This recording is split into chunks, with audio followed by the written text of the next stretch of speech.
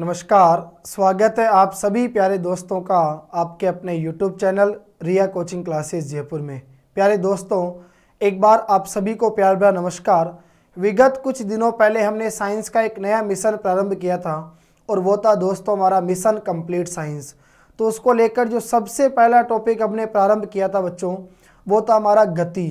और गति को लेकर हमारी 2 क्लासें हो गई थी। आज उसी को कंटिन्यू जारी रखते हुए हम लोग बात करेंगे दोस्तों आज की हमारी नई क्लास की। देखिए, पिछली जो हमारी क्लास हुई थी बच्चों, उसमें हम लोगों ने बहुत ही इंपॉर्टेंट टॉपिक पढ़ा था गति के समीकरण, जिसमें हमने न्यूटन के गति के 3 समीकरणों का अध्ययन किया था। उसके बाद हमने पढ़ा था दोस्तों कि बल क्या होता है, एक हमने पढ़ा था उत्तोलक क्या होता है, सरल मशीन क्या होती है। इस प्रकार हमने इन बातों के बारे में चर्चा की थी। तो आज उसी को कंटिन्यू जारी रखते हुए गति से संबंधित जो भी टॉपिक है दोस्तों, उनका आज हम लोग अध्ययन करने वाले हैं। तो बिना विलंब किए शुरुआत करते हैं दोस्तों हम लोग आज के हमारे इस नए सेशन की। तो एक बार पुनः आप सभी प्यारे मित्रों को प्यार भरा नमस्कार। देखिए दोस्तों, आज का जो हमारा गति को लेकर नया टॉपिक रहेगा, उसमें सबसे पहले हम लोग बात करेंगे वो है हमारा अभिकेंद्रीय बल। कौन सा बल है दोस्तों? अभिकेंद्रीय बल। देखिए, मैंने आपको पिछली का जो हमारी क्लास हुई थी बच्चों, उसमें मैंने आपको पढ़ाया था न्यूटन की गति के नियम। तो न्यूटन की गति का जो दूसरा नियम था, ठीक है, उस दूसरे नियम के अनुसार अगर हम लोग बात करें दोस्तों, तो जो हमारे पास में त्वरण आता है, वो त्वरण हमें किसी बल का ही परिणाम क्या होता है, प्राप्त होता है।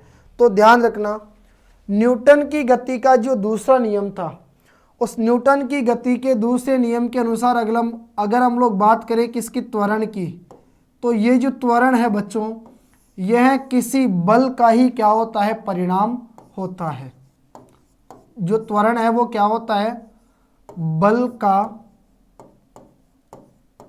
क्या होता है बच्चों, बल का परिणाम होता है। तो ध्यान रखना, न्यूटन की गति का जो दूसरा नियम है, उस दूसरे नियम के अनुसार अगर हम बात करें बच्चों किसकी, त्वरण की, तो यह जो त्वरण है वो किसी बल का ही क्या प्राप्त होता है, परिणाम प्राप्त होता है। ठीक है, अब देखो, जैसे मान लीजिए आपके पास में कोई एक पिंड है। अब वह जो पिंड है वो क्या कर रहा है, एक वृत्ताकार पथ में गति कर रहा है। ठीक है, तो जब कोई पिंड किसी वृत्ताकार पथ में गति करता है, तो उस पर एक अभिकेंद्रीय त्वरण क्या करता है बच्चों, कार्य करता है।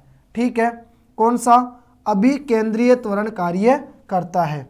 ध्यान रखना, जब कोई पिंड या जब कोई कण किसी वृत्ताकार पथ में गति करता है, तो उस पर एक अभिकेंद्रीय त्वरण क्या करता है, कार्य करता है। ठीक है, तो इस अभिकेंद्रीय त्वरण की जो दिशा होती है, वही उस बल की क्या होती है बच्चों, दिशा होती है। क्लियर?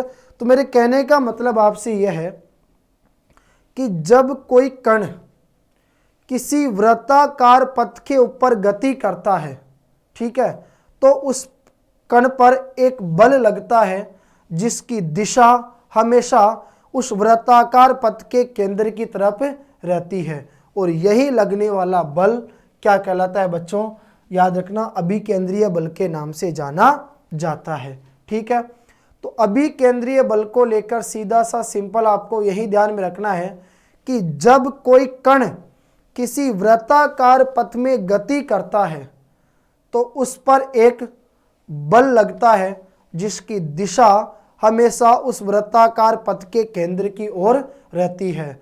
तो यही क्या कहलाता है बच्चों, अभिकेंद्रीय बल के नाम से जाना जाता है। ठीक है, अगर मैं बात करूं वृत्तीय पथ पर गतिमान कण की, तो वृत्तीय पथ पर गतिमान कण का जो अभिकेंद्रीय त्वरण होता है वो हमें प्राप्त होता है A बराबर v²/r। यह आप लोग याद रखना। ठीक है, अगर मान लीजिए आपसे पूछा जाए कि बताइए वृत्तीय पथ पर जो गतिमान कण है उसका अभिकेंद्रीय त्वरण क्या होता है, तो आप लोग बता सकते हैं कि A बराबर v²/r, क्योंकि मैंने आपको पढ़ाया था कि त्वरण क्या होता है बच्चों, वेग में परिवर्तन की दर होती है। ठीक है, तो त्वरण आ गया आपका a बराबर वी स्क्वायर अपॉन आर। यहाँ याद रखना a क्या है बच्चों, तो आपको पता है जो कण आपका वृत्ताकार पथ में गति कर रहा है उस कण का वेग। यहाँ जो कण का वेग है जो वृत्ताकार पथ में गति कर रहा है वो क्या है बच्चों, v। r क्या हो जाएगी आपके वृत्ताकार पथ की, r क्या है बच्चों आपके वृत्त की त्रिज्या। ठीक है, ये आ गई आपके वृत्ताकार पथ की त्रिज्या। ठीक है, ये त्रिज्या आ गई आपके पास। क्लियर, ए क्या आपका त्वरण है। ठीक है, तो ये बात आप लोग याद रखना। क्लियर, अगर मान लीजिए आपसे पूछा जाता है कि बताइए वृत्तीय पथ पर जो गतिमान कण का अभिकेंद्रीय त्वरण है वो में क्या प्राप्त होता है, तो याद रखना बच्चों वो आपको a बराबर वी स्क्वायर अपॉन आर प्राप्त होता है। क्लियर, यहां अगर हम a की बात करें तो ये क्या है, ये हो जाएगा आपके उस जो कण आपका वृत्ताकार पथ में गति कर रहा है उसका अभिकेंद्रीय त्वरण। क्लियर, v क्या हो जाएगा उसका वेग और r क्या है यहाँ पर आपके पास वृत्त की त्रिज्या। ठीक है, इसके बाद देखो अगर न्यूटन की गति के जो दूसरा नियम था अगर उसके अनुसार हम लोग देखें तो देखो न्यूटन की गति का जो आपका द्वितीय नियम था बच्चों, इस द्वितीय नियम के अनुसार हमें बल की जो परिभाषा है वो प्राप्त होती है F बराबर ma। बताओ हमें बल की परिभाषा क्या प्राप्त होती है, F बराबर ma कि बल जो होता है वो वस्तु के द्रव्यमान और उस वस्तु में उत्पन्न त्वरण के गुणनफल के बराबर क्या होता है, प्राप्त होता है। ठीक है, तो न्यूटन की जो गति का दूसरा नियम था इससे हमें बल की परिभाषा प्राप्त होती है F बराबर ma। तो यह आ जाएगा आपका F बराबर m और एक का जो मान है वो आपको प्राप्त होता है v स्क्वायर अपॉन r।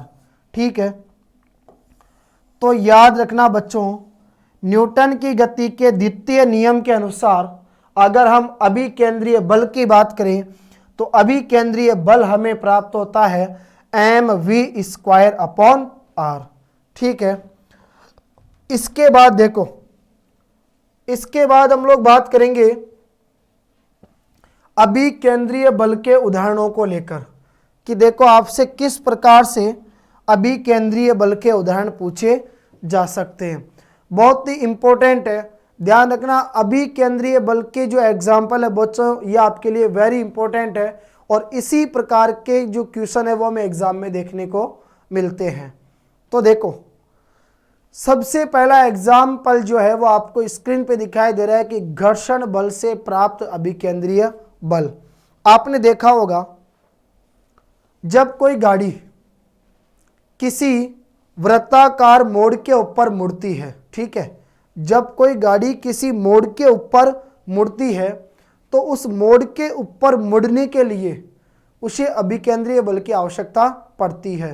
तो वो जो प्राप्त अभिकेंद्रीय बल होता है वह उस गाड़ी के जो उस गाड़ी की क्या है, उस गाड़ी के जो टायर है उन टायरों और जो आपकी सड़क है उसके बीच में जो घर्षण है उससे क्या होता है, प्राप्त होता है।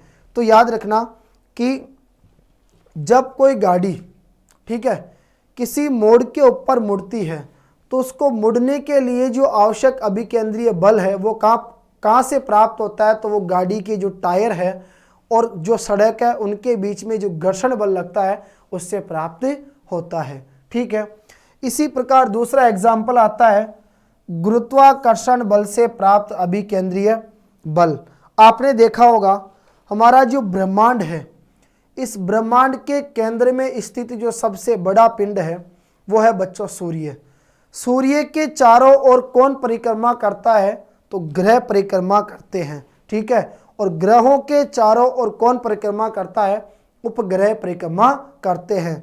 तो सूर्य के चारों ओर ग्रहों को परिक्रमण करने के लिए और ग्रहों के चारों ओर उपग्रहों को परिक्रमण करने के लिए जो आवश्यक अभिकेंद्रीय बल होता है वो कहाँ से प्राप्त होता है, तो याद रखना वो पृथ्वी के गुरुत्वाकर्षण बल से प्राप्त होता है। ठीक है, इसी प्रकार अगर मैं बात करूं विद्युत आकर्षण बल से प्राप्त अभिकेंद्रीय बल की। तो देखो, आपको पता है कि एटम जो हमारा परमाणु होता है, उस परमाणु का जो नाभिक होता है, यानी उसका जो केंद्र होता है, उसे क्या कहते हैं? नाभिक कहते हैं। तो उस नाभिक के चारों ओर इलेक्ट्रॉन जो है वो निश्चित वृत्ताकार कक्षाओं में क्या करते हैं? चक्कर लगाते हैं। तो इलेक्ट्रॉनों को परमाणु के नाभिक के चारों ओर निश्चित वृत्ताकार कक्षाओं में चक्कर लगाने के लिए जो आवश्यक अभिकेंद्रीय बल होता है वो कहाँ से प्राप्त होता है? तो याद रखना, वो विद्युत आकर्षण बल से हमें क्या होता है? प्राप्त होता है। ठीक है। इसी प्रकार देखिए, मान लीजिए आपके पास में कोई पत्थर का टुकड़ा है। ठीक है। अब आपने क्या किया, वो जो पत्थर का आपके पास में टुकड़ा है, उस पत्थर के टुकड़े को डोरी से बांधकर आपने क्या किया? उसको वृत्ताकार पथ में घुमाया। तो उसको वृत्ताकार पथ में घुमाए रखने के लिए आपको क्या करना पड़ता है दोस्तों? अंदर की ओर बल लगाना पड़ता है। तो जो अंदर की ओर हम लोग बल लगाते हैं वो उस डोरी पर उत्पन्न क्या कहलाता है? तनाव कहलाता है। ठीक है। तो इस प्रकार एक आता है किसी डोरी के तनाव के द्वारा लगने वाला अभिकेंद्रीय बल। एक और अगर हम लोग एग्जाम्पल देखें, इंपॉर्टेंट है, तो आपने देखा होगा दोस्तों कि जब कोई हवाई जहाज आकाश में उड़ता है, ठीक है, तो आकाश में उड़ता हुआ हवाई जहाज जब क्षैतिज पर वृत्ताकार पथ में मुड़ता है, ठीक है, याद रखना आप लोग कि आकाश में उड़ता हुआ हवाई जहाज जब क्षैतिज वृत्ताकार पथ में घूमता है तो उसे थोड़ा सा क्या होना पड़ता है? उसे तिरछा होना पड़ता है, जिससे उसे आवश्यक अभिकेंद्रीय बल क्या हो जाता है? प्राप्त हो जाता है। क्लियर? तो ये जितने भी एग्जाम्पल हमने पढ़े बच्चों, ये किससे संबंधित है? ये अभिकेंद्रीय बल के उदाहरणों से क्या संबंधित है। ठीक है। इसके बाद देखो, आगे अगर हम लोग बात करें तो हमारे पास में आता है दोस्तों कौन सा? अपकेंद्रीय बल। अब कौन सा बल आएगा हमारे पास में? अपकेंद्रीय बल। देखो, आपने न्यूटन की गति का जो तीसरा नियम है वो पढ़ा होगा, जो मैंने पिछली कक्षा में पढ़ाया था, जिसे क्रिया प्रतिक्रिया के नियम के नाम से भी जाना जाता है। तो अगर हम लोग न्यूटन की गति के तीसरे नियम के अनुसार देखें, ठीक है, तो हमने पढ़ा था अभिकेंद्रीय बल। अभिकेंद्रीय बल की प्रतिक्रिया के रूप में विपरीत दिशा में, यानी वृत्त के केंद्र के बाहर की ओर लगने वाला जो बल होता है वही क्या कहलाता है? अपकेंद्रीय बल के नाम से जाना जाता है। तो याद रखना दोस्तों, न्यूटन की गति के तीसरे नियम, जिसे क्रिया प्रतिक्रिया के नाम से भी जाना जाता है, उस नियम के अनुसार अभिकेंद्रीय बल की प्रतिक्रिया के रूप में विपरीत दिशा में, अर्थात वृत्त के केंद्र के बाहर की ओर एक बल लगता है जिसे अपकेंद्रीय बल कहा जाता है। और अगर अपकेंद्रीय बल के हम लोग एग्जाम्पलों की बात करें तो देखो दोस्तों, ये जो आपका अपकेंद्रीय बल है यह एक प्रकार का क्या होता है? छद्म बल या जड़त्व बल होता है। ठीक है। ये जो आपका अपकेंद्रीय बल है ये एक प्रकार का छद्म बल यानी जड़त्व बल होता है। ठीक है। और अगर आप लोग अपकेंद्रीय बल के उदाहरण की बात करते हो तो देखो, आपने दोस्तों चक्रीय झूला देखा होगा। चक्रीय झूला एक ऐसी वस्तु है जो घूमती रहती है। तो घूमती हुई वस्तु में जब कोई व्यक्ति स्थित होता है, ठीक है, तो उस व्यक्ति पर ध्यान रखना दोस्तों, बाहर की ओर एक बल लगता है। यानी जब हम लोग किसी चक्रीय झूले में बैठते हैं तो जब वह झूला झूलना प्रारंभ करता है तो हम क्या करते हैं? बाहर की ओर एक बल का अनुभव करते हैं जो अपकेंद्रीय बल कहलाता है। यदि मान लीजिए हम लोग उस झूले को पकड़कर नहीं बैठेंगे तो हमें बाहर की ओर गिरने की क्या बनी रहती है? संभावना बनी रहती है। ठीक है। इसके बाद में आता है दोस्तों कि अपकेंद्रीय बल के सिद्धांत पर कार्य करने वाले उपकरण कौन कौन से हैं। तो याद रखना बच्चों, आप लोग यहाँ पर अपकेंद्रीय जो बल है उस अपकेंद्रीय बल के सिद्धांत को लेकर, यानी उसके सिद्धांत पर कार्य करने वाले अगर हम लोग उपकरणों की बात करते हैं तो दो उपकरण यहाँ से आपके पास इंपॉर्टेंट बनते हैं। एक आता है दोस्तों दूध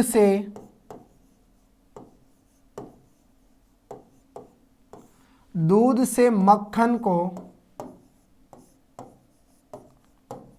अलग करने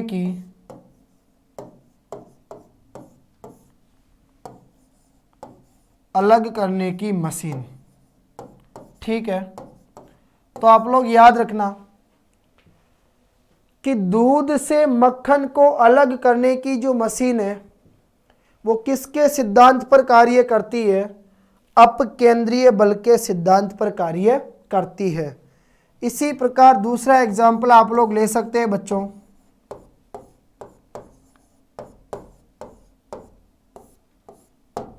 वॉशिंग मशीन।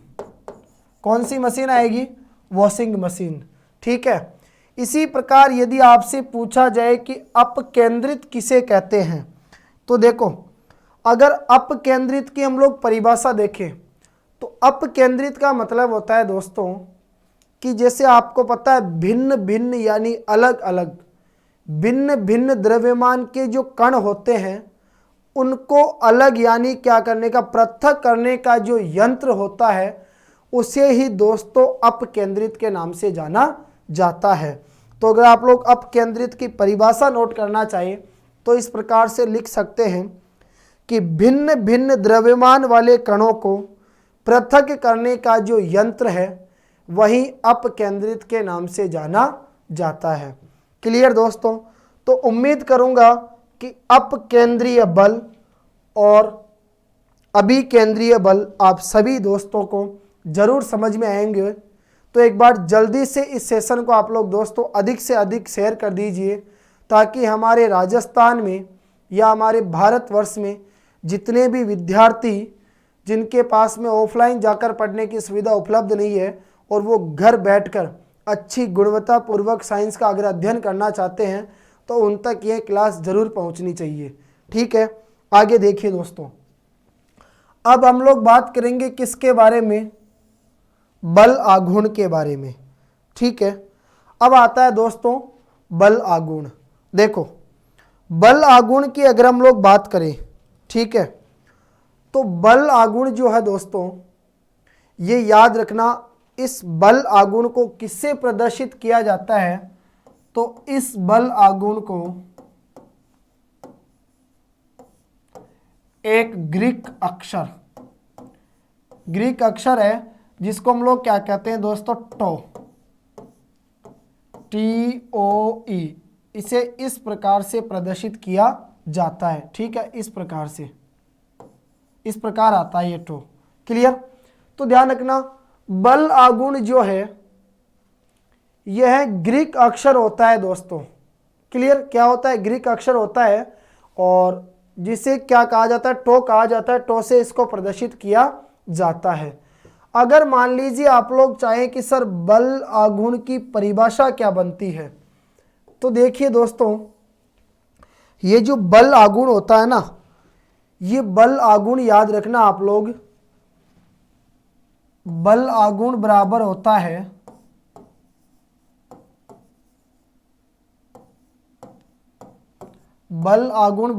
है दोस्तों बल गुणा बल और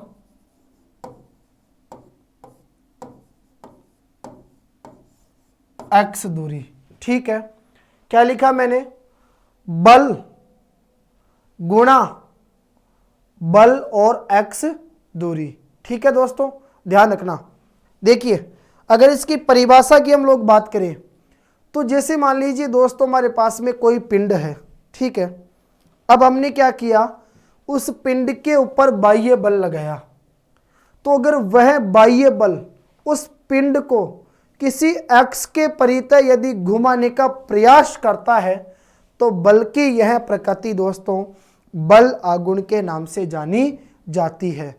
तो यदि आप लोग बल आघूर्ण की परिभाषा नोट करना चाहो तो इस प्रकार से हम लोग लिख सकते हैं दोस्तों कि बल आघूर्ण जो है वो बल की क्या होती है, एक प्रकृति होती है। ठीक है, यानी मान लीजिए हमारे पास में क्या है, कोई पिंड है और हमने क्या किया, उस पिंड के ऊपर बाह्य बल लगाया। अगर वह बाह्य बल उस पिंड को किसी अक्ष के परितः यदि घुमाने का प्रयास करेगा, ठीक है, तो सीधी सी बात है वह क्या कहलाएगा दोस्तों, बल आघूर्ण कहलाएगा।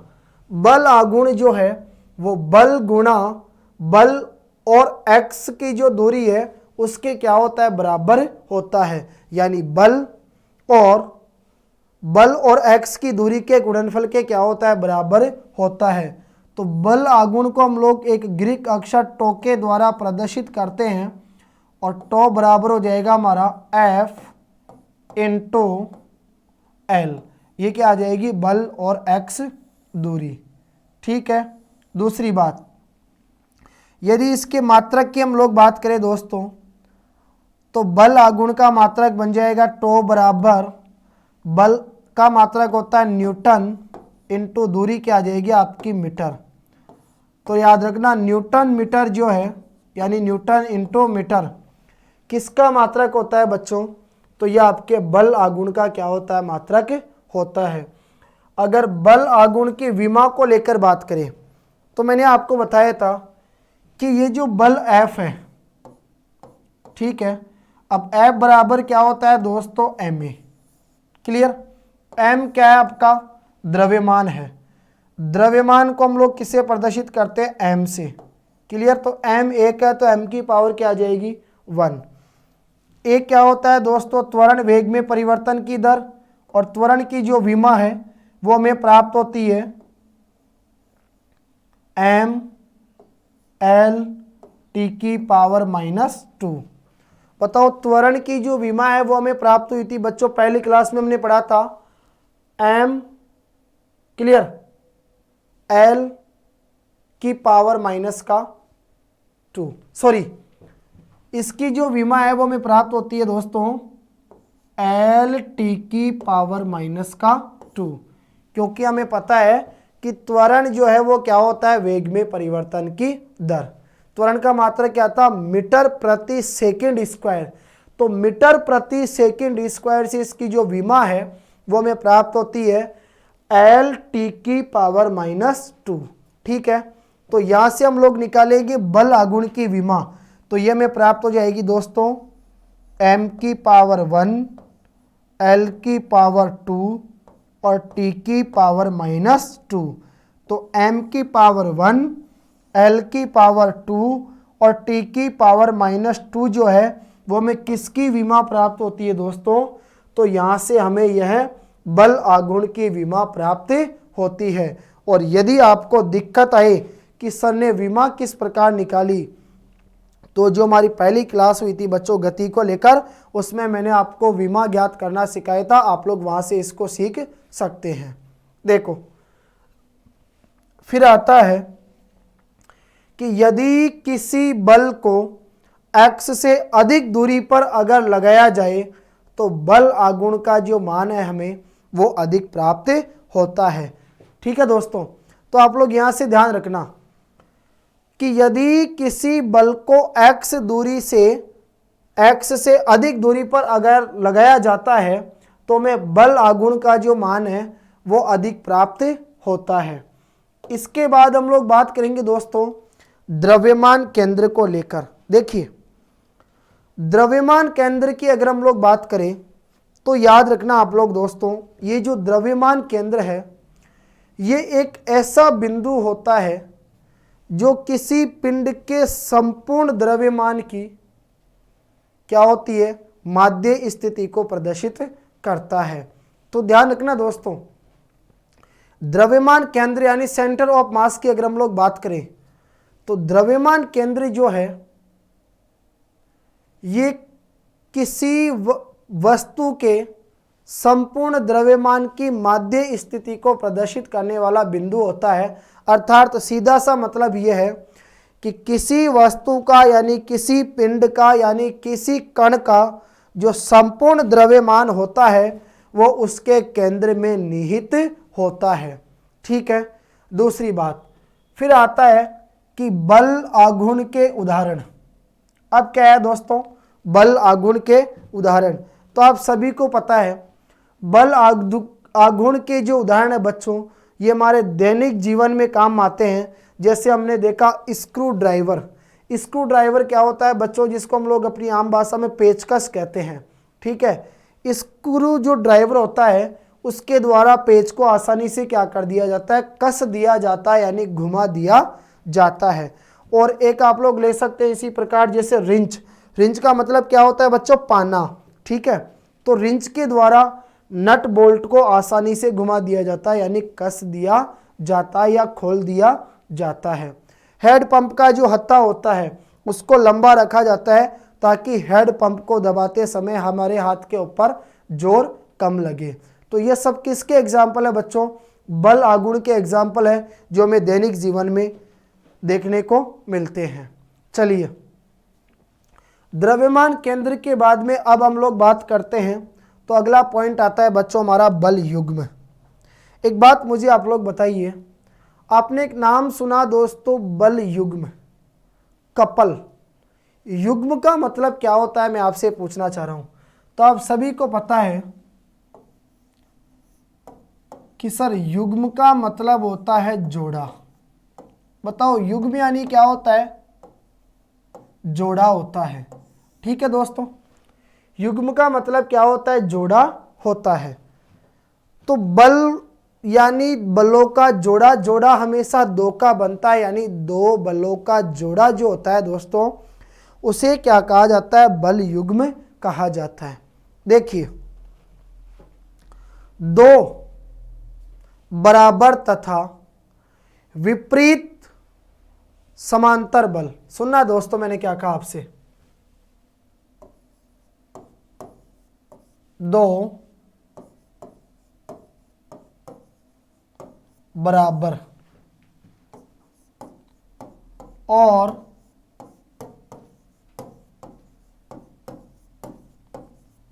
विपरीत समांतर बल। देखिए, मैंने आपसे कहा कि दो बराबर और विपरीत समांतर बल जिनकी क्रिया रेखाएं अलग अलग है, यदि वो किसी वस्तु के ऊपर लगाए जाते हैं तो वह उस वस्तु को क्या करते हैं, घुमाने का प्रयास करते हैं। तो इस प्रकार बलों का जो जोड़ा है दोस्तों उसे क्या कहा जाता है बताइए, उसे बल युग्म कहा जाता है। ठीक है, ध्यान रखना आप लोग ये बात। क्लियर, क्या कहा मैंने आपसे कि दो बराबर और विपरीत समांतर बल जिनकी क्रिया रेखाएं भिन्न भिन्न है, यदि वो किसी वस्तु के ऊपर लगाए जाते हैं तो वह उस वस्तु को घुमाने का क्या करते हैं, प्रयास करते हैं। तो इस प्रकार बलों का जो जोड़ा होता है वो बल युग्म के नाम से जाना जाता है दोस्तों। और यदि हम बात करें बल युग्म के आघूर्ण की, तो बल युग्म का जो आघूर्ण होता है दोस्तों वो बल युग्म के किसी बल और बल युग्म की जो भुजा है उसके गुणनफल के क्या होता है, बराबर होता है। बल युग्म की भुजा। तो देखिए दोस्तों, आपने जाना कि बल युग्म के अगर आघूर्ण की हम लोग बात करें तो बल युग्म का जो आघूर्ण होता है वो बल युग्म के किसी बल और बल युग्म की भुजा के गुणनफल के बराबर हमें क्या होता है, प्राप्त होता है। यदि मान लीजिए हम लोग बल युग्म के उदाहरण की बात करें दोस्तों, तो आपने देखा होगा कार या जो हमारी बस होती है उसकी जो स्टीयरिंग होती है उसको घुमाते समय जो बल लगता है वही क्या कहलाता है, बल युग्म कहलाता है। तो इस प्रकार आपको इन बातों का विशेष रूप से ध्यान रखना है। आगे आता है दोस्तों हमारे पास में जड़त्व आघूर्ण, और ये इंपॉर्टेंट चीज है आपके लिए। क्या, जड़त्व आघूर्ण। देखिए दोस्तों, जड़त्व आघूर्ण के विषय में आप लोग सिंपल सा ये ध्यान में रख सकते हैं कि जड़त्व आघूर्ण जो होता है यह वस्तुओं का क्या होता है दोस्तों, एक गुण होता है। ठीक है, और ये वस्तुओं का ऐसा गुण होता है जो किसी वस्तु को, ठीक है, अक्ष के परितः घूमने पर होने वाले परिवर्तन का क्या करता है, विरोध करता है। देखिए दोस्तों, जड़त्व आगुण जो है वो वस्तुओं का एक ऐसा गुण होता है जो वस्तु को किसी x के परितः घूमने पर होने वाले परिवर्तन का क्या करता है, विरोध करता है। ठीक है, उसे ही क्या कहा जाता है, जड़त्व आगुण के नाम से जाना जाता है। फिर देखिए मैंने यहाँ पर लिखा कि जब कोई वस्तु किसी निश्चित x के सापेक्ष, जब कोई वस्तु किसी निश्चित x के सापेक्ष घूर्णन करती है यानी घूमती है, तो वस्तु के प्रत्येक बिंदु के द्रव्यमान और x से बिंदु की दूरी के वर्ग के गुणनफल का जो योग होता है दोस्तों, वो उस वस्तु का अक्ष के सापेक्ष जड़त्व आघूर्ण कहलाता है। तो इसका मतलब ये हो गया कि ये जो जड़त्व आघूर्ण है, जड़त्व आघूर्ण, ध्यान रखना यहां से आपसे प्रश्न पूछा जाएगा दोस्तों कि जड़त्व आघूर्ण कौन सी दो राशियों के गुणनफल के योग के बराबर हमें प्राप्त होता है। तो जड़त्व आघूर्ण बराबर आएगा दोस्तों सिग्मा। सिग्मा का मतलब होता है योग, याद रखना इसे क्या कहा जाता है दोस्तों, इसे सिग्मा कहा जाता है। और सिग्मा का मतलब क्या होता है, योग होता है। तो सिग्मा किसका, द्रव्यमान, द्रव्यमान गुणा x की दूरी का स्क्वायर वर्ग। ठीक है दोस्तों, तो आपने पढ़ा कि जब कोई वस्तु किसी निश्चित x के सापेक्ष घूर्णन करती है यानी घूमती है, ठीक है, तो वस्तु के प्रत्येक बिंदु का जो द्रव्यमान है और x से बिंदु की जो दूरी का वर्ग है, इनका गुणनफल का जो योग है वो उस वस्तु के जड़त्व आघूर्ण के क्या होता है दोस्तों, बराबर होता है। तो याद रखना जड़त्व आघूर्ण बराबर आता है सिग्मा यानी योग द्रव्यमान गुणा x की दूरी का वर्ग। क्लियर, आगे देखो। फिर हम लोग बात करते हैं दोस्तों किसके बारे में, कोणीय संवेग के बारे में। तो याद रखना संवेग का जो आघूर्ण होता है दोस्तों, उसे क्या कहा जाता है, तो उसे कोणीय संवेग के नाम से जाना जाता है। तो इससे संबंधित आप लोग याद रखना क्या है हमारे पास, कोणीय संवेग। देखिए दोस्तों, संवेग का जो आघूर्ण होता है, ध्यान रखना संवेग का आघूर्ण क्या कहलाता है, कोणीय संवेग कहलाता है। ठीक है, और कोणीय संवेग को दोस्तों जैसे प्रदर्शित किया जाता है, कोणीय संवेग बराबर होता है संवेग गुणा दूरी। कोणीय संवेग को लिखा जाता है J, संवेग होता है P गुणा दूरी आती है R। ठीक है, तो J बराबर P गुणा R, P बराबर होता है दोस्तों mv, तो ये हो जाएगा J बराबर mv/r। तो याद रखना प्यारे दोस्तों, कोणीय संवेग जो है ये संवेग का क्या होता है, आघूर्ण होता है, यानी संवेग के आघूर्ण को ही कोणीय संवेग कहा जाता है। और कोणीय संवेग को जैसे प्रदर्शित किया जाता है, कोणीय संवेग बराबर सूत्र होता है संवेग गुणा दूरी। कोणीय संवेग बराबर हो जाएगा P इंटू R, P बराबर होता है mv, यानी J बराबर हमें क्या प्राप्त होता है दोस्तों, तो J बराबर हमें mv/r प्राप्त होता है। क्लियर, इसके बाद देखो आगे हम लोग बात करेंगे बच्चों किसको लेकर, कोणीय संवेग संरक्षण के नियम को लेकर। तो देखिए बहुत ही इंपॉर्टेंट है और अक्सर इससे संबंधित एग्जाम में प्रश्न हमें देखने को मिलते हैं।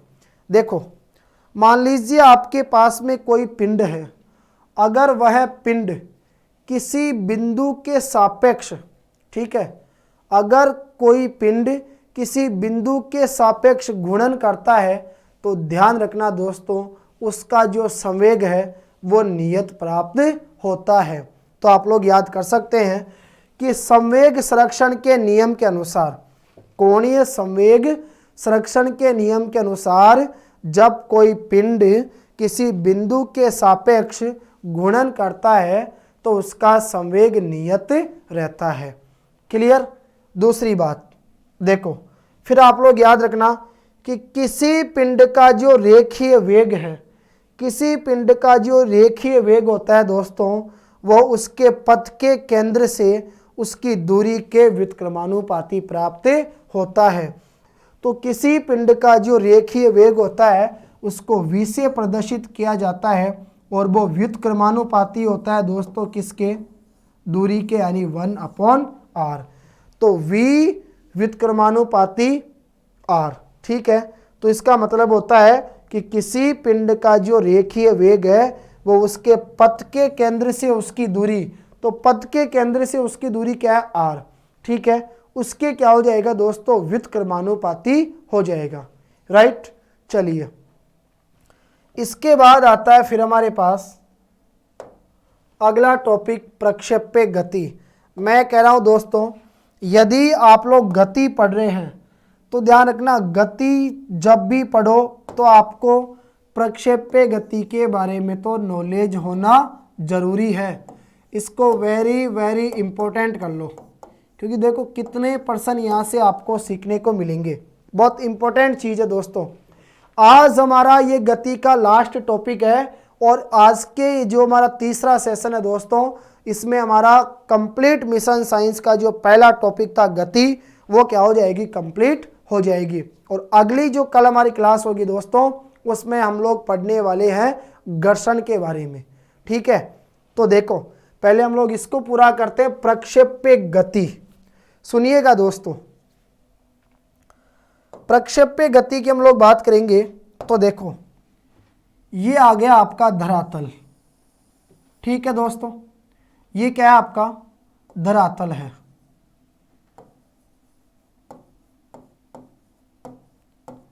धरातल, धरातल का मतलब हो गया दोस्तों आपकी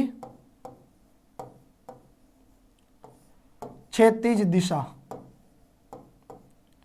यह आपकी क्षैतिज दिशा आ गई।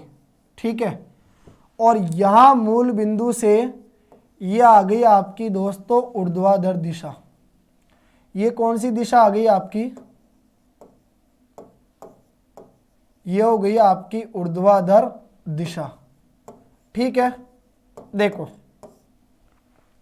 ये आपकी ऊर्ध्वाधर दिशा है और ये क्या है दोस्तों, आपका धरातल है। अब आपके पास में कोई कण है। क्लियर। आपने क्या किया, उस कण को निश्चित प्रारंभिक वेग u से, क्लियर,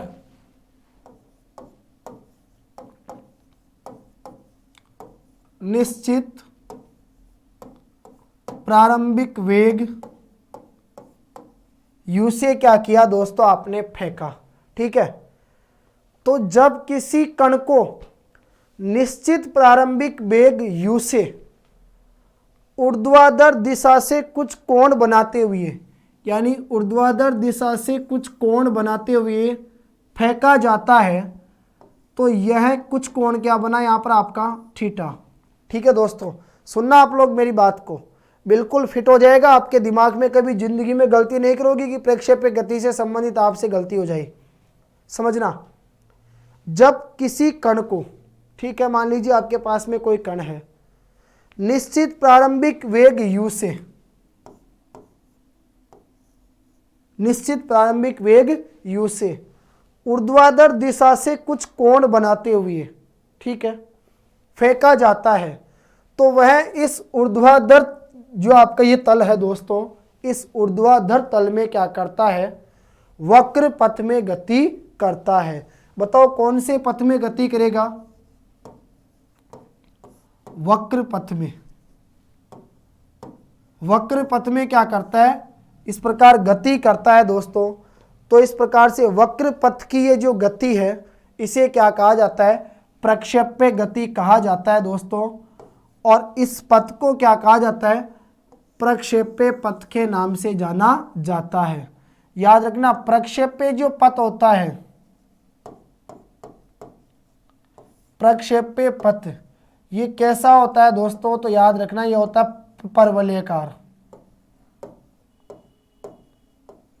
हमेशा ध्यान रखना कि प्रक्षेप्य पथ कैसा प्राप्त होता है, या आपको परवलयकार प्राप्त होता है। ठीक है दोस्तों, तो देखिए एक बार आप लोग सुनिएगा ध्यान से। मैंने आपसे कहा कि जब किसी कण को निश्चित प्रारंभिक वेग u से ऊर्ध्वाधर दिशा से कुछ कोण बनाते हुए, ठीक है, फेंका जाता है, तो वह कण इस ऊर्ध्वाधर तल में क्या करता है, वक्र पथ के ऊपर गति करता है, और यही गति प्रक्षेप्य गति के नाम से जानी जाती है, और यही आपका वक्र पथ प्रक्षेप्य पथ कहलाता है, जो हमें कैसा प्राप्त होता है, परवलयकार प्राप्त होता है। ठीक है दोस्तों, दूसरी बात फिर आता है अगला पॉइंट की प्रक्षेप्य का प्रास क्या होता है। तो ध्यान रखना दोस्तों, वह कण जो प्रक्षेप्य गति करता है, प्रक्षेप्य गति करता हुआ कण क्षैतिज दिशा में जितनी दूरी तय करता है उसे प्रक्षेप्य का प्रास कहा जाता है। जैसे मान के चलिए मैंने आपसे कहा, ठीक है, और मैंने कहा दोस्तों कि प्रक्षेप्य गति करता हुआ जो कण है वो क्षैतिज दिशा में यहाँ से लेकर यहाँ तक मान लो r दूरी तय करता है, तो ध्यान रखना यही क्या कहलाएगा दोस्तों, उसका प्रक्षेप्य प्रास कहलाएगा। तो आप लोग इसकी परिभाषा नोट कर सकते हैं कि प्रक्षेप्य गति करता हुआ कण क्षैतिज दिशा में जितनी दूरी तय करता है उसे प्रक्षेप्य का प्रास कहा जाता है। क्लियर है दोस्तों। इसके बाद देखिए कुछ 2-3 इंपॉर्टेंट बातें हैं जिनका आप लोग याद रखना। आपसे पूछा जा सकता है कि लंबी कूद के खिलाड़ी को पृथ्वी से कितने डिग्री का कोण बनाते हुए उछलना चाहिए ताकि वह अधिकतम दूरी तय कर सके। देखिए लंबी कूद का जो खिलाड़ी होता है दोस्तों, लंबी कूद का मतलब लंबी दूरी तय करना, तो लंबी कूद के खिलाड़ी को बताओ हमारी पृथ्वी से कितने डिग्री का कोण बनाते हुए उसको उछलना चाहिए ताकि वह अधिकतम दूरी तय कर सके। तो वो कोण आता है दोस्तों 45 डिग्री का कोण। इसी प्रकार आपने देखा कि भाला फेंक, चक्र फेंक, हैमर थ्रो, शॉट पुट आदि खेलों में खिलाड़ी कितने डिग्री के कोण पर वस्तु को फेंके कि वह अधिकतम दूरी प्राप्त करे, तो वह आता है दोस्तों आपका 45 डिग्री का कोण। क्लियर। चलिए आगे बात करेंगे हम लोग दोस्तों प्रक्षेप्य की ऊंचाई को। तो देखिए प्रक्षेप्य की ऊंचाई का मतलब ये होता है कि प्रक्षेप्य गति करता हुआ कण इस ऊर्ध्वाधर तल में जितनी अधिकतम ऊंचाई तय करता है, जितनी अधिकतम ऊंचाई तय करता है दोस्तों, यही क्या कहलाती है आपकी प्रक्षेप्य ऊंचाई। बोलो क्या कहलाएगी, प्रक्षेप्य ऊंचाई कहलाएगी। तो याद रखना दोस्तों कि प्रक्षेप्य गति करता हुआ कण ऊर्ध्वाधर दिशा में जितनी ऊंचाई तय करता है अधिकतम, तो अधिकतम ऊंचाई कहाँ तय करेगा, यहाँ 20 तक, तो यही क्या कहलाती है दोस्तों, उसकी प्रक्षेप्य ऊंचाई कहलाती है। ठीक है। इसके बाद में आता है कि प्रक्षेप्य की ऊंचाई अधिकतम कितने डिग्री के कोण पर होती है। तो देखते ही आपके दिमाग में आ गया दोस्तों 90 डिग्री के कोण पर होती है। क्लियर। तो उम्मीद करूंगा दोस्तों आज के सेशन के दौरान हमने जिन बातों का अध्ययन किया वो आप सभी प्यारे मित्रों को बिल्कुल सही तरीके से और बिल्कुल बेसिक से 0 लेवल से समझ में आई होगी। तो मैं आप सभी प्यारे दोस्तों से आशा करूंगा कि आप लोग इस सेशन को अधिक से अधिक शेयर करेंगे, क्योंकि दोस्तों मैं यहाँ बिल्कुल आपको कंप्लीट साइंस का जो अध्ययन है वो इस आपके अपने यूट्यूब चैनल के माध्यम से फ्री करवाऊँगा। तो ये क्लास उन ज़रूरतमंद विद्यार्थियों तक जरूर पहुँचनी चाहिए जो अपने घर बैठे निःशुल्क शिक्षा प्राप्त करना चाहते हैं। ठीक है दोस्तों।